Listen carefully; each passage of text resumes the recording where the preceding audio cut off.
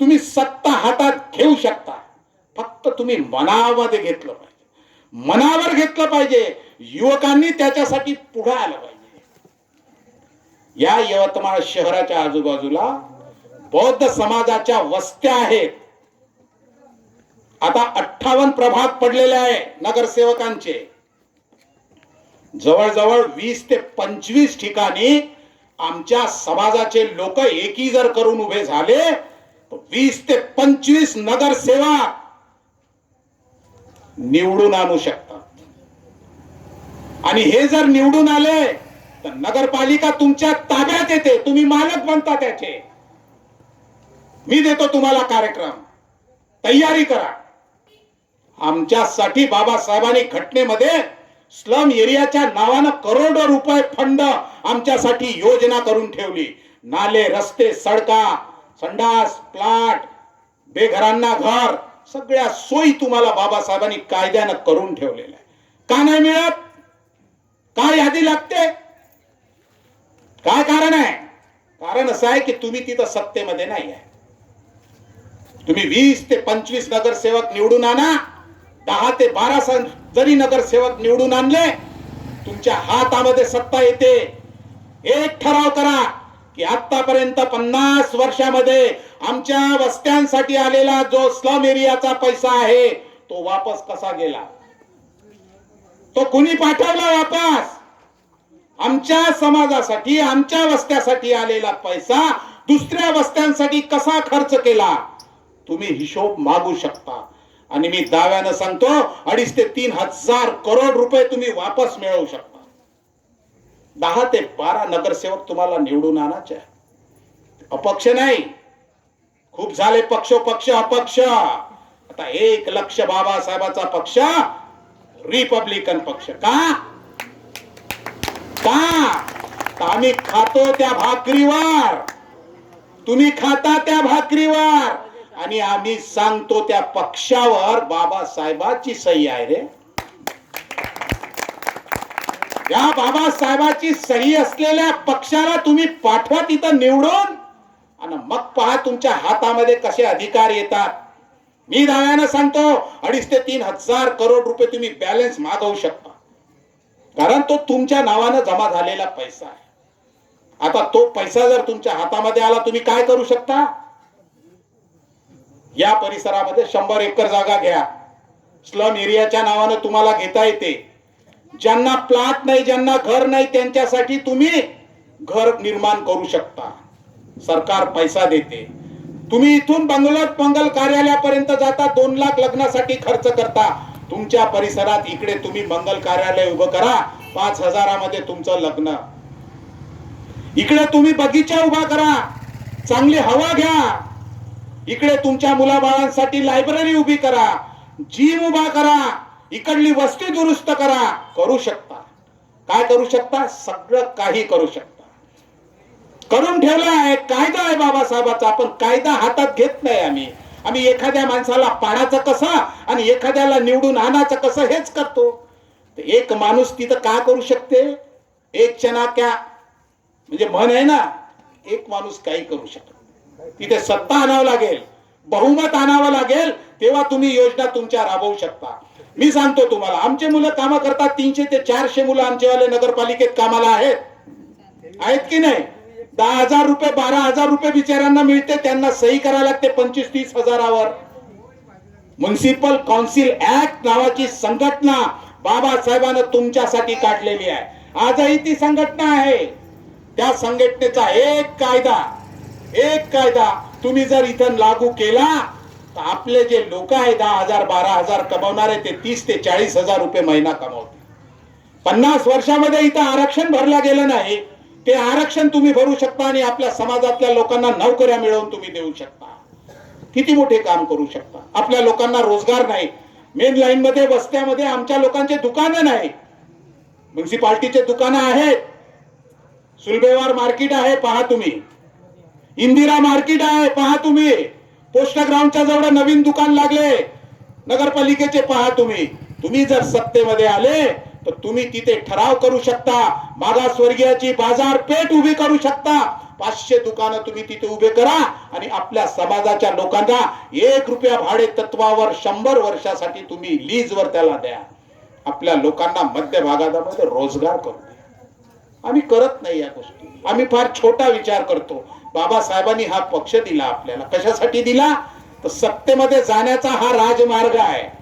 हा मार्ग सोडून आम्ही सत्तेमध्ये जाऊ शकतो का? अजिबात जाऊ शकत नाही.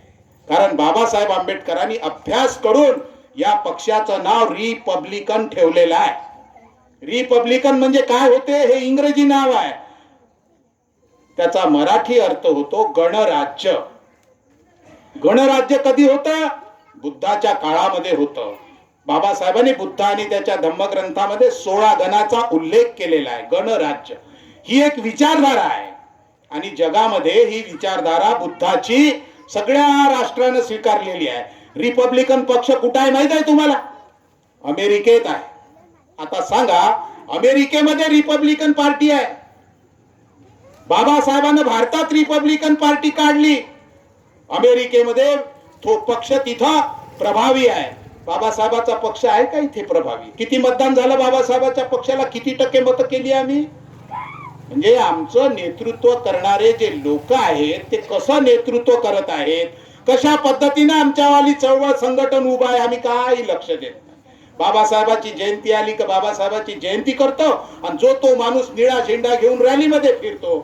पण त्याला देखील माहित नाही की हा निळा झेंडा रिपब्लिकन पार्टी ऑफ इंडियाचा अधिकृत बाबासाहेबांनी दिलेल्या पक्षाचा झेंडा आहे. तो ऐऱ्या गैऱ्याचा नाही आहे. तुम्ही जर म्हटलं काँग्रेसला हा झेंडा तू लावू नको, तो लावू शकत नाही कायद्यानं. तुम्ही म्हटलं भाजपवाल्याला का हा झेंडा त्या गाडीवर लावू नको, तो लावू शकत नाही. कारण कायदा बनवला आहे बाबासाहेबांना. तुमची परमिशन पाहिजे, तुमची सही पाहिजे. हा झेंडा त्याला लावायचा आहे, त्याला तुमची सही पाहिजे. पण तुम्ही रिपब्लिकन पक्षाला समजलं का? तो पक्ष माझा आहे, मी त्या पक्षाची आहे, बाबासाहेबांची अनुयायी आहे, बाबासाहेबांनी दिलेला पक्ष आहे. आम्ही ही मोहीम राबवत आहोत. तुम्ही समजून घ्या या गोष्टी. ही जी मोहीम आहे ही मोहीम आम्ही राबवत आहोत. राजकारणाशी जरी याचा संबंध असला तर समाजाला संघटित करण्याची ही प्रक्रिया आहे. आजपर्यंत तुम्ही कधी पाहिलं नसेल समता सैनिक दल, भारतीय बौद्ध महासभा आणि रिपब्लिकन पार्टी एकत्र आली का कधी? 3 संघटना 3 पद्धतीनं काम करत होत्या. आम्ही ते तयारी केली, आम्ही ते घडवलं, आम्ही यवतमाळमध्ये ते सुरुवात केली. क्रांती कुठूनही होते. मगाशी कोणीतरी म्हटलं की क्रांती गल्लीतूनही होते. बिलकुल. आपण जिथं बसून आहोत तिथून आपण देशाचा बदल घडवू शकतो. इथून आपण पुऱ्या महाराष्ट्राला आणि देशाला शिकवू शकतो, सांगू शकतो. या 4 वार्डामध्ये तुम्ही तुमचा उमेदवार निवडून आणू शकत नाही. दत्त चौकातल्या टिळकवाडीतल्या माणसाला काही इथं येऊन मतदान करायला लागते? अजिबात नाही. कारण नगरसेवक जो आहे तो मर्यादित वार्डामध्ये मतदारसंघामध्ये असतो. तुम्ही जर मनावर ठरवलं तर उद्या तुम्ही रिपब्लिकन पार्टीचे 4ही नगरसेवक निवडून आणू शकता. पण काही लोक असे आहेत, अपप्रचार करत आहेत की रिपब्लिकन पार्टी बाबासाहेबांनी स्थापनच केली नाही. रिपब्लिकन पार्टी बाबासाहेबांनी स्थापनच केली नाही असा अपप्रचार करत आहेत. म्हणजे हे लोक तर RSS आणि संघापेक्षाही घातक आहेत. लक्षात घ्या, महाराष्ट्र सरकारनं बाबासाहेब आंबेडकरांचे पुस्तक ग्रंथ छापलेले आहे. मी यवतमाळ ते नागपूर पर्यंत पायी 8 दिवस मंत्रालयावर मोर्चा घेऊन गेलो होतो. काय मागणी होती माझी? की बाबासाहेब आंबेडकरांनी 175 पुस्तक लिहिले आहे. सरकार आम्हाला मूर्ख बनवत आहे की बाबासाहेबांचे 22च पुस्तक आहे म्हणून. मी आंदोलन केलं यवतमाळ ते नागपूर. त्यावेळेला पृथ्वीराज चव्हाण मुख्यमंत्री होते. आम्ही त्यांना निवेदन दिलं आणि त्यांना सांगितलं की बाबासाहेबांचे एवढे खंड आहे, एवढे ग्रंथ आहे. आता ते प्रकाशित होऊन राहिले. तुम्हाला माहित आहे 2 तयार झाले, 12 पुस्तकं येणार आहे आणि 20 पुस्तकं परत येतील. लक्षात घ्या, आम्ही प्रोपोगंडा केला की बाबासाहेबाचा एक एक कागद जगला पाहिजे. फक्त भाषण दिल्यानं ते होणार नाही. उपाशी राहत होते, रमाई उपाशी राहिली, 24 तास बाबासाहेब अभ्यास करत होते, एखाद्या पापडावर जगत होते. अरे त्या कागदाचं आयुष्य किती आहे? आम्ही बाबासाहेबांना त्याच्यावर जो विचार लिहिला तो जगाच्या क्रांतीचा विचार आहे. त्या क्रांतीचं नायकत्व करण्याची संधी आमच्याकडे. आम्ही करतो का त्याचं नेतृत्व?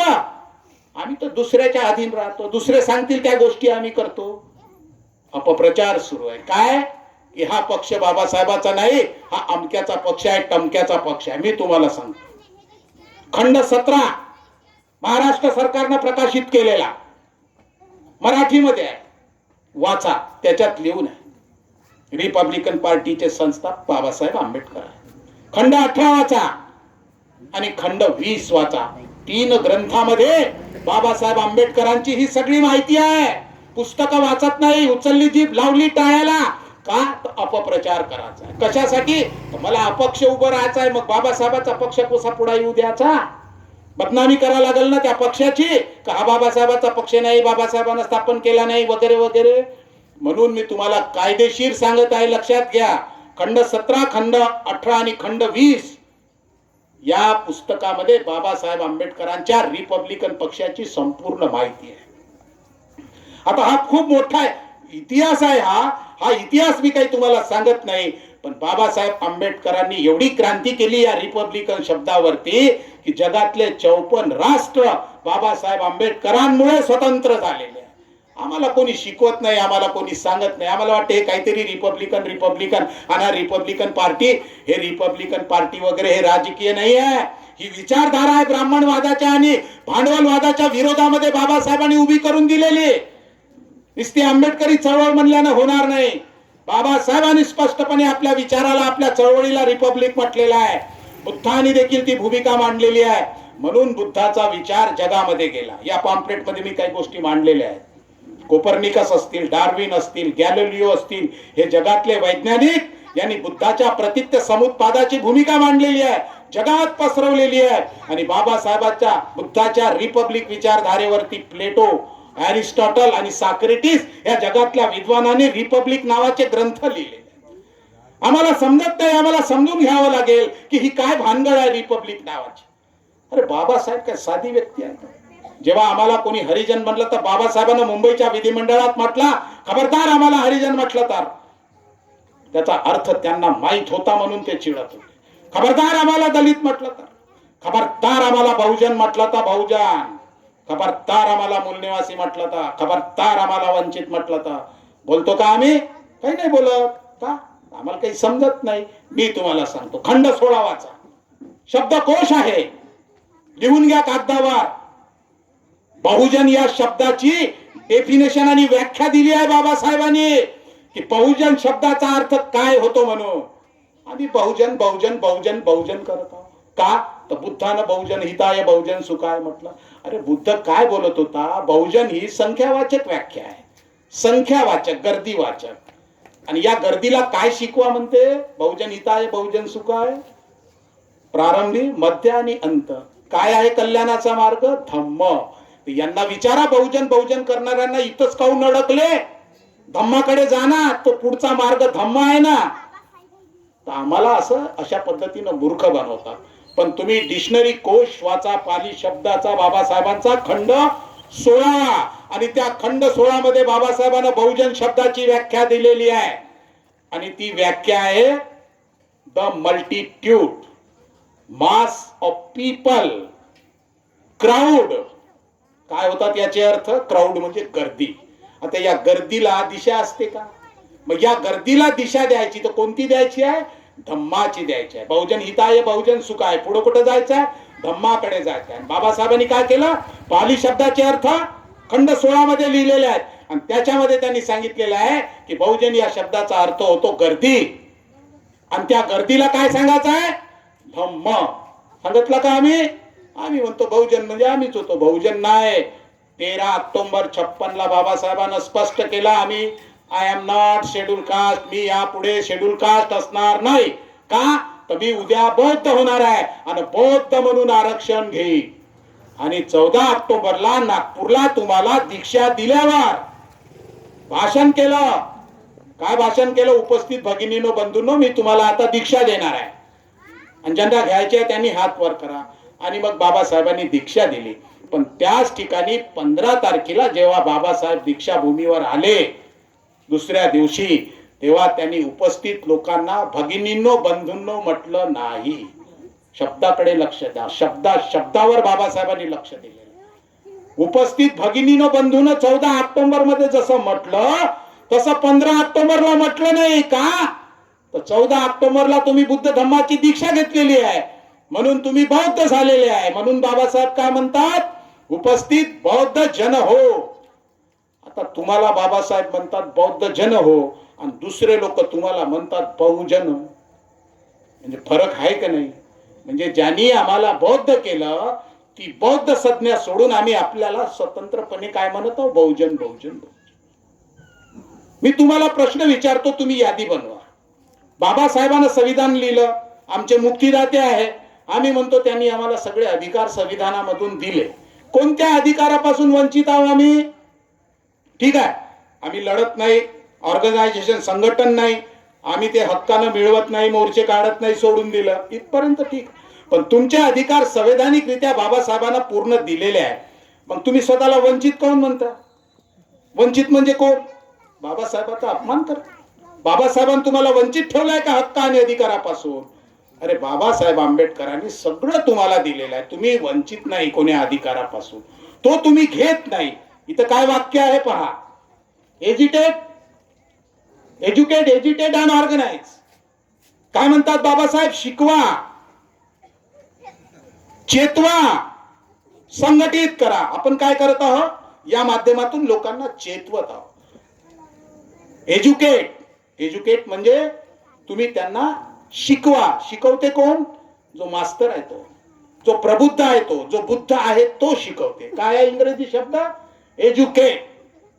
आम्ही काय केलं त्याचं इंग्रजीचं मराठीत आम्हाला समजलंच नाही. शिका, संघटित व्हा, संघर्ष करा, असं म्हटलं बाबासाहेबांना? खोटं आहे, अजिबात खोटं आहे. बाबासाहेबांनी असं म्हटलेलं 1924 मध्ये, एज्युकेट अँड ऑर्गनाइज.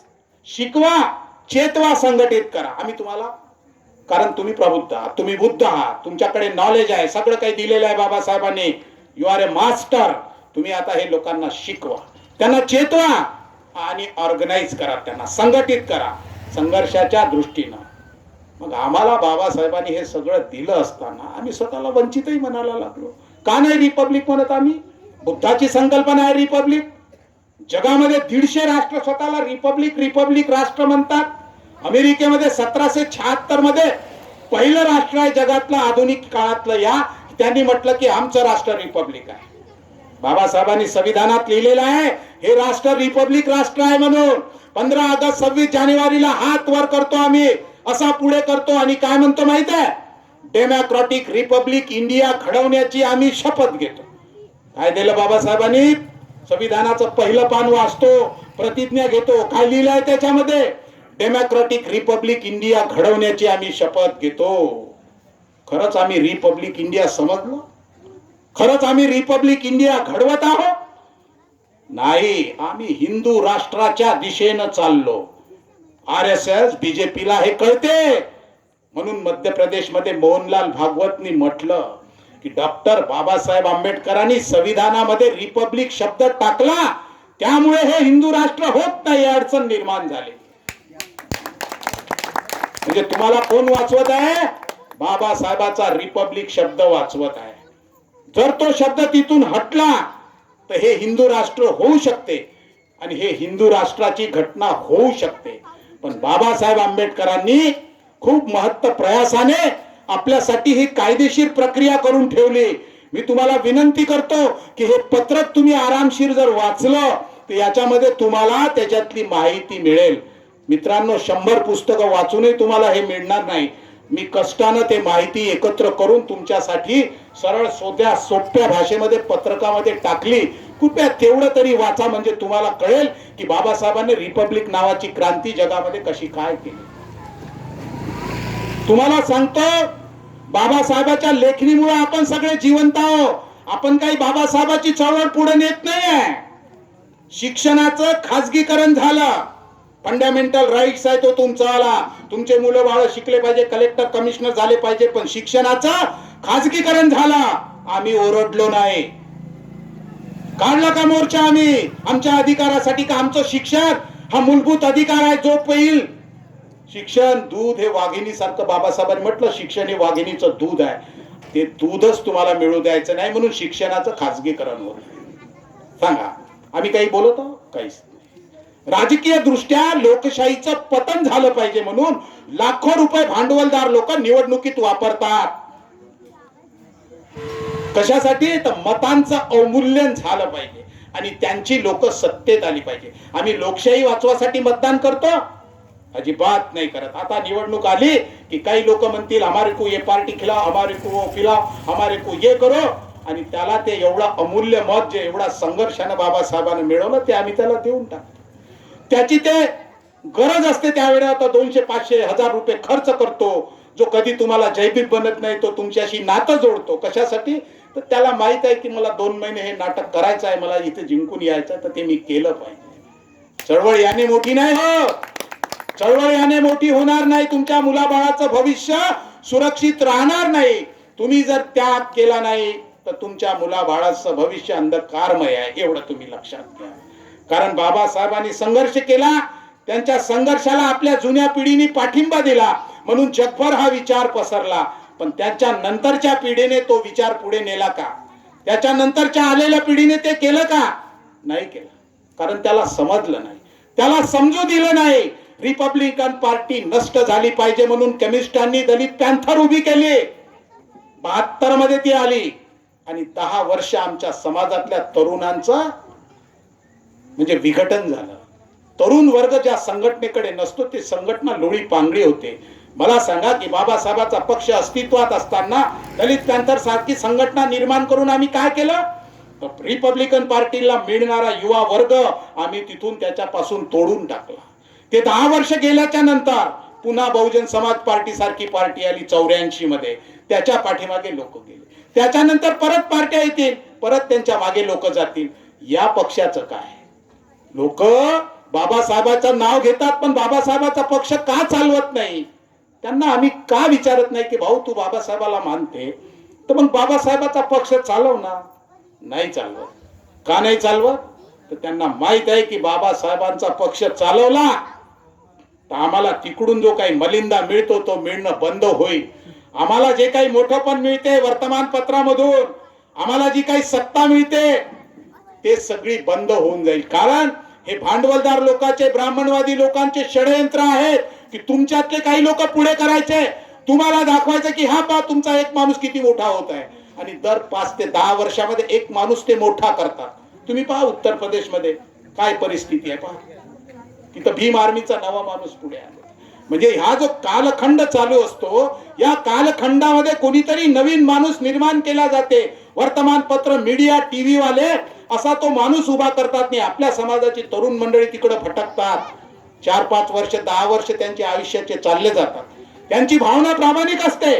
त्यांना वाटते की आमच्यावर जो अन्याय होतो आहे, आमच्यावर जो काही जे आमचं शोषण होत आहे ते आमचं शोषण थांबलं पाहिजे म्हणून तो प्रयत्न करतो. पण त्याचा अभ्यास नसल्यामुळे, त्याचं लक्ष नसल्यामुळे बाबासाहेबांच्या संघटनेकडे काहीही घडत नाही. आणि हे सगळं घडल म्हणून कायदेशीर बाबासाहेबांनी घटनेत तुमच्यासाठी लिहून ठेवलेलं आहे. अत्यंत सोपा मार्ग आहे. एक गणित मी तुम्हाला सांगतो की तुम्ही सत्तेमध्ये कसं जाता. सोपा मार्ग आहे, अत्यंत सोपा मार्ग. दर 10 वर्षाने होणारी जनगणना, या जनगणनेमध्ये तुम्ही काय लिहिलं पाहिजे हे तुम्ही पक्क ठरवा. मग काय होते मी ते सांगतो. महाराष्ट्रामध्ये 11 करोड लोकसंख्या आहे. या 11 करोड लोकसंख्येमध्ये महार ज्यांनी लिहिलं ते आणि बौद्ध ज्यांनी लिहिलं ते असे जर दोन्ही समाज एकत्र केले तर आम्ही जवळजवळ 16% आहोत. आता ही जी जनगणना येणार आहे, लगेच सुरू होईल 2011च्या नंतरची 21ची, याचे जे रिपोर्ट्स येतील त्याच्यामध्ये शेड्यूल कास्टचा वर्ग हा 18%, 18.5% असणार आहे. या 18.5% समाजामध्ये 16% बौद्ध समाजाचे लोक आहे. घटनेमध्ये बाबासाहेबांना लिहिलं, काय लिहिलं? बौद्ध जिकडे जातील तिकडे ते आपले अधिकार घेतील. बौद्धांच्या सवलती माझ्या पोटाच्या खिशात आहेत. आणि घटनेत ते बाबासाहेबांनी लिहून ठेवलं. मग काय करायचं आम्ही? सरकारला आम्हाला सांगायचं आहे की बा आमची नव्याने जनगणना करा. आम्ही बौद्ध धम्म घेतलेला आहे, आमच्या याच्यात जाती नाही आहे. आणि बुद्ध हा धम्म आहे, धर्म नाही. बुद्ध आणि त्याचा धम्मग्रंथ वाचा. त्याच्यात बाबासाहेबांनी खंड 4चं प्रकरण दिलेलं. What is the purpose of religions, what is the purpose of Dhamma, what is the differ of religions आणि what is the differ of Dhamma. म्हणजे एक मोठं प्रकरण बाबासाहेबांनी दिलेलं आहे. कशासाठी दिला की हा एक विचार आहे आणि या विचाराची आयडेंटिटी म्हणून आमची नोंदणी संविधानामध्ये झाली पाहिजे. जर बौद्ध म्हणून तुमची वाली नोंद झाली तर महाराष्ट्रामध्ये बौद्ध समाजाचे 54 आमदार निवडून येतात. काही कोणाला भीक मागायची गरज नाही. 9 ते 10 खासदार तुम्ही जिंकू शकता. का तर त्या ठिकाणी फक्त बौद्ध समाजाचाच उमेदवार उभा राहू शकतो, दुसरा राहू शकत नाही. आता जे आमची चूक झालेली आहे ती अशी आहे की आम्ही बौद्ध म्हणून आहोत पण महार म्हणून बौद्ध असल्यामुळं आम्ही शेड्यूल कास्ट आहोत. त्याचे 2 परिणाम नगरपालिकेचे मी तुम्हाला सांगतो. नगरपालिकेच्या निवडणुकीमध्ये राखीव महिला मतदार संघामधून आपल्या समाजाच्या काही महिला निवडून आल्या होत्या. तसंच बाहेरही काही महिला निवडून आल्या होत्या. काँग्रेस पक्षाकडे महिला उमेदवार नगराध्यक्षासाठी नसल्यामुळं ते सरकार, ते लोक तुमच्या मागे लागले. कबा तुमच्या समाजाची बाई नगराध्यक्ष करा. आमच्याकडे नगराध्यक्ष पदाची महिला नाही आहे आणि आम्हाला बीजेपीला सत्तेत जाऊ द्यायचं नाही. आम्ही सगळे मतं तुमच्या बाईला देतो. त्यावेळेला आमचे नगरसेवक कोण होते तुम्ही शोध घ्या. त्यानं काय राजकारण केलं तुम्ही आता त्याचा अभ्यास करा. तुमच्या समाजाची बौद्ध महिला नगराध्यक्ष झाली नाही. त्याला नगरसेवकच आपले जबाबदार आहेत. हतागडेबाईचं नाव तुम्ही लक्षात घ्या. नेताजी नगरच्या एससी महिला त्या बीजेपीच्या नगराध्यक्ष म्हणून नगरपालिकेमध्ये निवडून आल्या. त्यावेळेला तुम्हाला संधी होती बौद्ध समाजाची नगराध्यक्ष महिला उभी करायची. ज्याच्यावर तुम्ही विश्वास ठेवला त्याने तुमचा घात केलेला आहे. परत नैसर्गिकरित्या पुन्हा तुम्हाला एकदा संधी आली, परत तुमचा घात झाला. काय झालं की राणी चव्हाण नगराध्यक्ष झाली शिवसेनेची. तुम्ही नाही झाले. तुमच्याकडे महिला होत्या. तुमच्याकडे 4 ते 5, 6 नगरसेवक होते. काँग्रेसकडे नगरसेवक नव्हता महिला आघाडीचा, म्हणून ते परत दुसऱ्यांदाही तुम्हाला म्हणत होते की तुमचं बाई ठेवा आणि तुमच्या बाईला आपण मतदान देऊन देऊ. मला हे नाही समजत की आम्हाला एवढी सुवर्ण संधी चालून आली होती की आमची नगराध्यक्ष तिथं बसली असती, नाव झालं असतं आमच्या समाजाचं, पण ती घटना घडली नाही. अहो बौद्ध समाजाची या यवतमाळ शहरामध्ये किती मतं आहेत वार्डामधून? 25 नगरसेवक तुम्ही निवडून आणू शकता. पण ज्यांची मतं नाही ना ते लोक तिथं नगराध्यक्ष बनत आहेत. आणि तुम्ही का नाही बनत? आम्ही जिद्द ठेवत नाही, आम्ही प्रयत्न करत नाही, आम्ही त्या पद्धतीनं वागत नाही, त्या पद्धतीनं आमची प्रक्रिया आम्ही करत नाही. आमची ही मोहीम आहे, आमची ही मोहीम आहे की बाबासाहेब आंबेडकरांचा पक्ष आहे. आता मी एवढा बडबड करत आहोत, मी काय तुम्हाला मत मागत आहो का? मी तुम्हाला मतदान मागायसाठी नाही किंवा मी स्वतः उभा राहील आणि तुम्ही मला मत द्या असा अजिबात नाही. मी बाबासाहेबाचा अनुयायी आहे. बाबासाहेबाचा विचार वाचतो आणि तो विचार मी लोकांमध्ये मांडतो. मला आवडते. मी एक प्रबोधनकार म्हणून लोकांमध्ये वावरतो आणि गेल्या अनेक वर्षापासून ही रिपब्लिक आयडियोलॉजी लोकांमध्ये मी मांडत आहे. मुंबईपर्यंत मी गेलो. तुमच्याच वस्तीतला मारुती कांबळे नावाचा व्यक्ती हा माझ्यासोबत नागपूर, औरंगाबाद आणि मुंबईच्या कॉन्फरन्स मध्ये होता, बल्लारशाच्या कॉन्फरन्स मध्ये होता. हे काही आज मी करत आहो असं नाही, तर तुम्ही पहा माझे व्हिडिओ आहेत, लॉर्ड बुद्धावरती आहेत, आवाज इंडियावरती आहेत.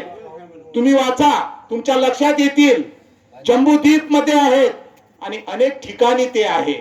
तर ही जी मुवमेंट आहे ही बाबासाहेबांच्या मातृ संघटनाची मुवमेंट आहे. या संघटना ज्या ज्या लोकांनी दाबण्याचा प्रयत्न केला त्या लोकांनी मस्त मलिंदा खाल्ला आणि आपल्या समाजाचं वाटोळं झालं. परत एकदा मी आता तुम्हाला सांगतो की तुम्ही लक्षात घ्या, जाता जाता एक लक्षात घ्या की याच्यानंतर कोणी येईल आणि तुम्हाला विचारेल, तुम्हाला सांगेल, तुम्हाला भडकवून देईल, तुमच्या सोबत अपप्रचार करेल. त्याला म्हणा भाऊ तू कागद दाखव, तू कागद दाखव, नाही तर मी तुम्हाला कागद दाखवतो पुरावा. जेव्हाही प्रसंग येईल माझी आठवण करा. मी तुम्हाला बाबासाहेबाचा कागद दाखवतो ज्याच्यावर बाबासाहेबाचं नाव आहे आणि ते तर शासनानं प्रकाशित केलेले कागदपत्र आहे. म्हणून तुम्ही आता अपप्रचाराला बळी पडू नका. क्रांती दिल्लीतच होते असं नाही तर गल्लीतही होते आणि तुम्ही ते करू शकता. माझं असं म्हणणं आहे की कुणी उभे राहा, रिपब्लिकन पार्टीवर उभे राहा, बाबासाहेबाच्या पक्षावर उभे राहा, कोणी उभे राहा, द्या तुम्ही सगळेजण 25 लोक जमा व्हा आणि त्या माणसाचा हा बा एबी फॉर्म बाबासाहेबाच्या पक्षाचं सर्टिफिकेट लावून उभा आहे, आम्ही त्याचा प्रचार करू. म्हणजे मी अमुक माणूस उभा करा आणि तमुक माणूस पाडा मी असं म्हणत नाही. मी फक्त एवढं म्हणत आहे की जोही नगरसेवक तुम्ही निवडून आणाल तो रिपब्लिकन पार्टीचा बाबासाहेबाच्या पक्षाचा आणा.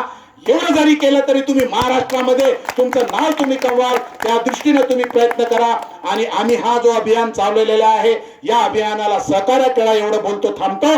जय भीम, जय भारत.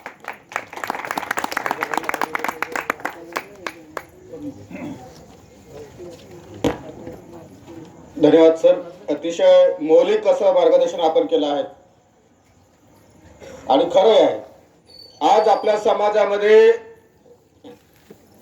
अनेक नवीन नवीन पक्ष संघटना उभ्या होऊन आपल्याला डिवाइड करतात आणि राज्य करत आहेत. आपल्यामध्ये आपल्या भावांमध्ये विकत घेतात आणि आपल्याला आपल्यामध्ये फूट पाडतात आणि ते लोक त्याचा बलिदान दाखवतात. आपण काही वंचित नाहीत, आपण काही बहुजन नाहीत, आपण आहोत बौद्ध. यस, आपण आहोत बौद्ध, आपण रिपब्लिकन आहोत. आपण आपल्याला बाबासाहेबांनी 30 सप्टेंबर 1956 ला जे आपली संघ हे होतं म्हणजे पक्ष होता बाबासाहेबांचा, शेड्यूल कास्ट फेडरेशन बरखास्त करून आपल्याला रिपब्लिकन पार्टी ऑफ इंडिया दिली, म्हणजे आपल्याला रिपब्लिकन केलं. आज अनेक लोक आपल्याला रिपब्लिकन मधून आता वंचित आघाडीमध्ये घेऊन चाललेले आहेत. कुठे घेऊन चाललेली आहे चळवळ आपली? बाबासाहेबाचा हत्ती हत्ती म्हणून आपण डोळे झाक करून आपण वोटिंग करतो, मतदान करतो. पण लक्षात ठेवा मित्रांनो, हत्ती हा चिन्ह बदलत असते. हत्ती हे चिन्ह बदलत असते. तिकडे झारखंडमध्ये बिहारमध्ये आणि झारखंडमध्ये आणि तामिळनाडूमध्येही हा पक्ष तिथल्या पक्षांचा चिन्ह आहे. तिथं बीएसपी ला जाऊन तिथं हत्तीवर वोटिंग नाही, मतदानासाठी उभं राहता येत नाही. हे चिन्ह हे बदलत असते. हे सरांनी आम्हाला सांगितलेलं आहे. म्हणून बाबासाहेबाचा हत्ती म्हणून आपण डोळे बंद करून डायरेक्ट वोटिंग करतो. मित्रांनो, या वंचित बहुजन आघाडी आणि आपल्या बीएसपी बहुजन महासंघ, बहुजन काय म्हणते ना, मला पण आठवत कधी आयुष्यात वोटिंग नाही केलं ना मी. बहुजन समाज पार्टी, काय आपण बहुजन आहोत? अरे बाबासाहेबांची चळवळ आपण डिवाइड करून राहिलो. कांशीरामने काय केलं? प्रत्येक समाजाला वेगवेगळ्या लोकांना अलग करून टाकलं. समाजाचा वेगळा नेता, या समाजाचा वेगळा नेता. आणि बाबासाहेबांची जे रिपब्लिकन कन्सेप्ट होती, अख्खा देशात एका एक छत्राखाली आणायचं होतं, ते संपवून टाकलं. म्हणून आपण डिवाइड होत राहिलो. मी सरांना विनंती करतो की आम्हाला योग्य मार्ग जाण्यासाठी भीम प्रतिज्ञा द्यावी. सर,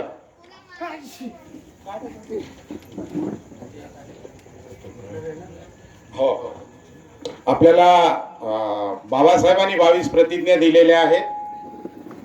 आपणही या ठिकाणी उपोषण पाळत असतो, अष्टशील पाळतो. आपणही एवढा मोठा प्रोग्राम केला, कार्यक्रम केला, या ठिकाणी प्रबोधन झालं, तर त्याचा शेवट शिस्तीने झाला पाहिजे. म्हणून आपण प्रतिज्ञा ग्रहण समारंभ या ठिकाणी करत आहोत आणि त्याचं नाव आपण दिलेलं आहे भीम प्रतिज्ञा ग्रहण समारंभ. आणि त्या 8 प्रतिज्ञा आहेत अष्टमार्गासारख्या.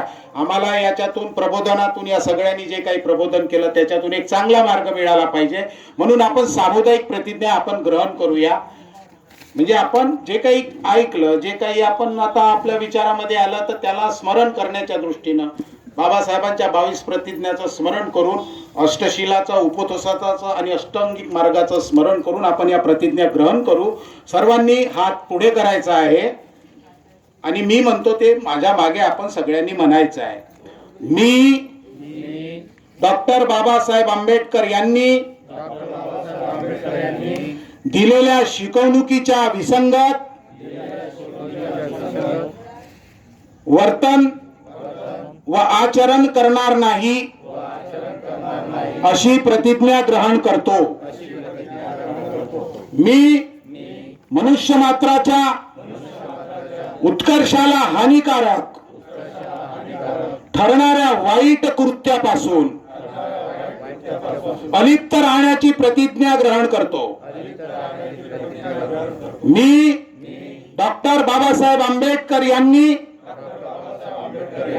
दिलेल्या मताचा वापर समाज उन्नती व देशहितासाठी करण्याची प्रतिज्ञा ग्रहण करतो. मी अंमली पदार्थाचे सेवन व नशापानी आणि लाचखोरीच्या आमिषाला बळी पडणार नाही अशी प्रतिज्ञा ग्रहण करतो. मी डॉक्टर बाबासाहेब आंबेडकर यांनी दाखविलेला मार्ग विरुद्ध आचरण करणाऱ्या संस्था, संघटना व पुढाऱ्यांपासून अलिप्त राहण्याची प्रतिज्ञा ग्रहण करतो. मी डॉक्टर बाबासाहेब आंबेडकर यांनी स्थापित केलेल्या समता सैनिक दल, भारतीय बौद्ध महासभा, रिपब्लिकन पार्टी ऑफ इंडिया या मातृसंस्थाचे संगोपन व रक्षण करण्याची प्रतिज्ञा ग्रहण करतो. मी डॉक्टर बाबासाहेब आंबेडकर यांनी स्थापित केलेल्या अशोक चक्रांकित ध्वजाच्या प्रतिष्ठेसाठी प्राणपणाने लढण्याची प्रतिज्ञा ग्रहण करतो. मी डॉक्टर बाबासाहेब आंबेडकर यांनी सुरू केलेल्या जातीयंताचा लोकशाही लढा यशस्वी करण्यासाठी भारत बौद्धमय करण्याची प्रतिज्ञा ग्रहण करतो. धन्यवाद. त्यानंतर मी या कार्यक्रमाचा आभार प्रदर्शन करण्यासाठी मार्शल गौरव मेश्राम सर यांना विनंती करतो. त्यानंतर सरांतय होईल. एक मिनिट. आमचे मार्शल रोनल फुलझेले इथं थोडक्यात बोलणार आहे. आभार प्रदर्शन बरोबर आभार प्रदर्शन मांडेल. विश्वरत्न डॉक्टर बाबासाहेब आंबेडकर, महाकारुणिक तथागत भगवान गौतम बुद्ध, सम्राट अशोक या महामानवांना विनम्र अभिवादन करतो. ज्या महामानवांनी समतेचा संदेश या जगाला दिला त्या महामानवांना त्रिवार अभिवादन करतो. आजचा या वस्तीतील हा कार्यक्रम हा ऐतिहासिक कार्यक्रम आहे. आदरणीय जिवणे सर, त्यांचे सहकारी भगत सर, सोबतच इतर जे मान्यवर मंचावरती आहेत यांनी अमूल्य असं मार्गदर्शन आपल्या वस्तीला केलेलं आहे. डी.के. भगत सरांनी आपल्याला या भाषणामध्ये, अध्यक्षीय भाषणामध्ये हे म्हटलेलं आहे की बा या वस्तीतील लोक घरून जरी हा कार्यक्रम ऐकत असतील आणि या कार्यक्रमाचं जे ठिकाण आहे तिथे व्यवस्था बसण्याची कमी असल्यामुळे जिथे व्यवस्था आहे बसण्याची तिथे बसून कार्यक्रम ऐकत आहे. आमचे सहकारी मित्र ज्यांनी आपली भूमिका मांडली रिपब्लिकन पक्षाची, किंवा विविध पक्ष आता येऊन राहिलेले आहेत आणि ते पक्ष आपल्याला गर्जना करून आपल्या या नगरपालिकेच्या इलेक्शन मध्ये आपलं अस्तित्व निर्माण करण्यासाठी आपल्या सोबत भांडण करत आहेत. ही वस्ती बाबासाहेबांची वस्ती आहे, या विचारांची वस्ती आहे, बाबासाहेबांच्या विचाराने पेटलेली ही वस्ती आहे आणि बाबासाहेबांचे विचार आमच्या या जनसामान्यामध्ये रुजवण्याचं काम आदरणीय जिवणे साहेब धडाडीने करीत आहेत. त्यांचे हे काम अत्यंत महत्वपूर्ण आणि गरजेचं असं काम आजच्या घडीला ते करून राहिलेले आहेत. वयाच्या 60 वर्षाच्या नंतर माणूस थकतो म्हणतोय. वयाची 60 वर्ष झाली जीवन साहेबांची. आता तरुण पण त्यांच्यामध्ये दिसत आहे. हे त्यांच्या भाषणामधनं आपण ऐकतो आहोत. आणि जो अभ्यास, जो दांडगा अभ्यास व्यक्तीला हवा आहे, त्यांचा तेवढा दांडगा अभ्यासही आहे. आणि आपल्या वस्तीमध्ये जाऊन ते आपला हा कार्यक्रम हिरिरीने राबवित आहेत. त्या या भीम प्रतिज्ञा आणि क्रांती अभियान मोहिमेला मी त्यांना शुभेच्छा देतो. माझ्या या वस्तीमध्ये त्यांनी हा कार्यक्रम आयोजित केला, त्यांचं मी मनापासून आभार व्यक्त करतो. आमच्या या वस्तीतील नागरिकांना मी एक परत आवाहन करतो की असलेच कार्यक्रम, अशा प्रकारचे कार्यक्रम आपण आपल्या चौकामध्ये आयोजित करू शकतो. लोकांमध्ये जाणीवेची गरज आहे, ती जाणीव आपण निर्माण करून देऊ शकतो. ही जाणीव आपण साबूत ठेवली पाहिजे. बाबासाहेबांचं रक्त आपल्या अंगामध्ये आहे, ते सडसडत आहे. बाबासाहेबांचे विचार आपल्या डोक्यात आहेत, ते विचार आपण लोकांपर्यंत नेऊ शकतो. आपण क्रांती घडवू शकतो. हा विचार इथे या वस्तीमध्ये आदरणीय जीवने साहेबांनी मांडलेला आहे. या विचारांवरती चालण्याची शपथ आपण घ्यायची आहे असं मला वाटतं. आणि बाबासाहेबांच्या मातृत्व संघटनेला मोठं करण्याची आज गरज आहे, हे पण मला सांगावं असं वाटतं. मला इथे बोलण्याची संधी दिली, मी आयोजकांचे आभार व्यक्त करतो. खरं तर अध्यक्षीय भाषणानंतर आणि प्रमुख अतिथींच्या भाषणानंतर कोणी बोलावं हे पायंडाच नाही आहे, पण आपण पायंडा मोडणारी लोक आहोत. आपण संविधान लिहिणारी माणसं आहोत, आपण कायदा लिहिणारी माणसं आहोत. ते रक्त आपल्यामध्ये आहे आणि हे रक्त आपण या रिपब्लिकन पक्षाच्या विचारांप्रती देऊया. मी सर्व मान्यवरांचं इथं अभिनंदन करतो, त्यांचं मनापासून या वस्तीच्या वतीने आभार व्यक्त करतो. असेच कार्यक्रम आपण करीत राहावं, यासाठी आपल्याला दीर्घायुष्य लाभो आणि असंच तारुण्य आपल्याला बरकरार राहो, ही तथागताच्या चरणी प्रार्थना करतो आणि ते थांबतो. धन्यवाद. धन्यवाद मार्शल रोनाल्ड फुलझेले सर, समता सैनिक दलाचे सहकारी मित्र. आपण कार्यक्रमाचे आभार प्रदर्शन झालेलं आहे, परंतु कुठल्याही कार्यक्रमाची समारोप हा समापन गतीने व्हावा असा पायंडा आहे समता सैनिक दलाचा. मी सर्वांना विनंती करतो की जागेवर उभं राहावं. आपण सरंतय गाथा घेत आहोत. सर्वांनी जागेवर उभं व्हायचं आहे, दोन्ही हात जोडायचे. प्रेम एक साथ सरंतय गाते के लिए तैयार हो गए? तैयार हो? प्रेम एक साथ ऊंची आवाज में सरंतय गाथा शुरू करेगा. शुरू कर. नत्थि में शरणं अयं बुद्धो में शरणं अरं एतेन सच्चवज्रेण होतु मे जय मंगलं. नत्थि में शरणं अयं धम्मो में शरणं वरं एतेन सच्चवज्रेण होतु मे जय मंगलं. नत्थि में शरणं अयं संघो में शरणं वरं एतेन सच्चवज्रेण होतु मे जय मंगलं. साधु साधु साधु. तथागत गौतम बुद्धांचा, धम्मनायक सम्राट अशोकांचा, परमपूज्य डॉक्टर बाबासाहेब आंबेडकरांचा, समता सैनिक दलाचा, भारतीय बौद्ध महासभेचा, रिपब्लिकन पार्टी ऑफ इंडियाचा, भारतीय लोकशाहीचा, भारतीय संविधानाचा, आंबेडकरी शतक, आंबेडकरी शतक. जय भीम, जय भीम, जय भीम. धन्यवाद. तर कवाडी देऊनच